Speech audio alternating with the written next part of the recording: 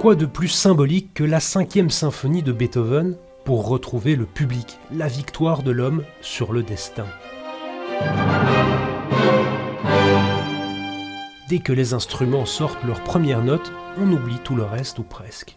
On a senti l'énergie, effectivement, le plaisir de pouvoir échanger. Vous savez, la musique, c'est le plus court chemin d'un cœur à l'autre. Donc même si on a une distance entre nous qui est imposée, on arrive quand même à unir tous les cœurs ensemble grâce au pouvoir de la musique. Quand on y regarde de plus près, un concert comme celui-ci, c'est toute une organisation. Évidemment, le public est clairsemé et sur scène, tout dépend des musiciens. Gilles est flûtiste, impossible de mettre le masque, alors le plexi est indispensable. En tant que flûtiste, on est plus dangereux que les autres parce qu'on postillonne quand on joue.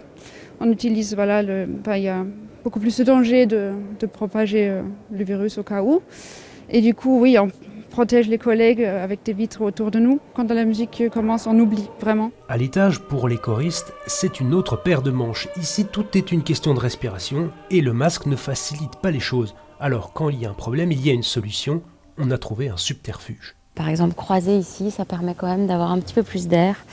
Et surtout de ne pas avaler le masque, parce que moi j'avalais beaucoup le masque au début, chaque fois que je prenais une respiration. Et puis pour que la sauce prenne, il faut trouver un équilibre entre tous les ingrédients. C'est beaucoup plus difficile évidemment de mélanger les sons, notamment pour les cordes, pour avoir un son uni. Quand vous êtes séparés autant, c'est pas facile du tout. Mais on a travaillé beaucoup pour s'écouter, pour essayer de trouver la bonne balance entre les différents pupitres. En tout cas, même si seules 200 personnes sont présentes aujourd'hui, les applaudissements résonnent comme si cette majestueuse salle était pleine à craquer.